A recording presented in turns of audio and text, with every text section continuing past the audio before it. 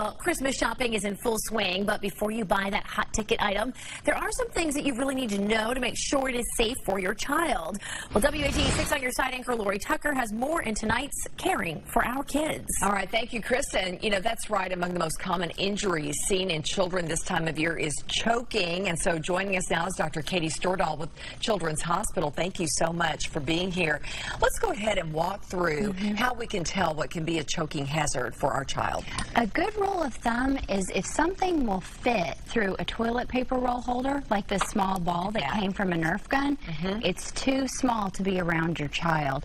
Children's airways are actually much smaller than this, but that's a good rule of thumb that that would be a choking hazard where it wouldn't pass all the way down, but would just block them from getting air. Some of these items look large enough to be okay, but yeah, when you put them through the toilet tube test, they're not going to pass.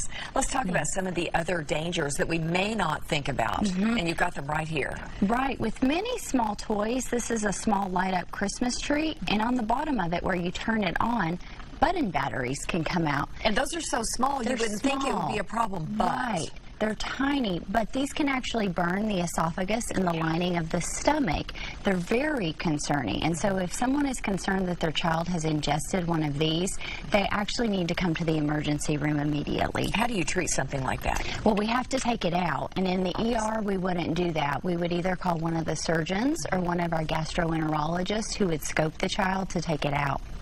Terrible problem.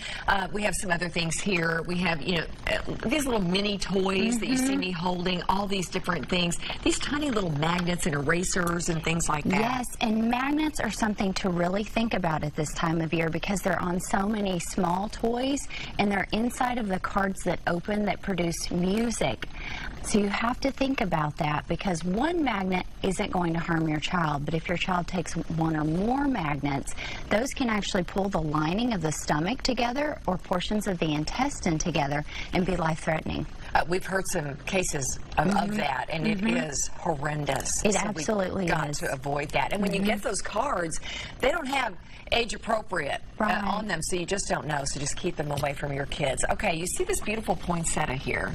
We really need to be careful with these. We do. Poinsettias are poisonous, as are mistletoe, and we all love to decorate with those. They're poisonous to humans, and they're poisonous to dogs and cats, so you want to keep your pets away, too.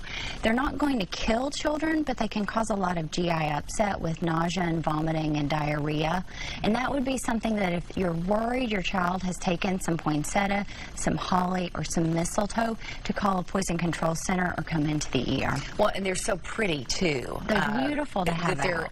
You know, really, they lure children in. They want to touch them and maybe put them in their mouths if they're toddlers, so it is good to really watch that. Absolutely. All right. Dr. Stordahl, thank you so much. Thank you. Great little tips. Remember, check the toys with just this very simple thing. And if you have a question about your child's health, just email me, ltucker@wate.com. And be sure to tune in every Thursday here on 6 News at 5:30. You never know, we might use your question on the air.